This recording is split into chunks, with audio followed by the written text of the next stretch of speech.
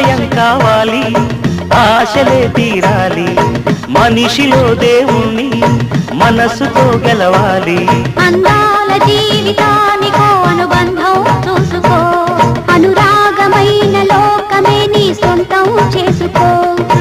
లోకం చీకటవుతున్నా, బ్రతుకే భారమవుతున్నా, మనసే జ్యోతి కావాలి, మనిషే వెలుగు చూపాలి. మరో ప్రపంచ మానవుడిగా ముందు దారి చూడాలి. చిన్నారి స్నేహమా చిరునామా తీసుకో, గతమైన జీవితం కథగానే రాసుకో. మనసైతే మళ్ళీ చదవకో, మరు జన్మకైనా కలుసుకో.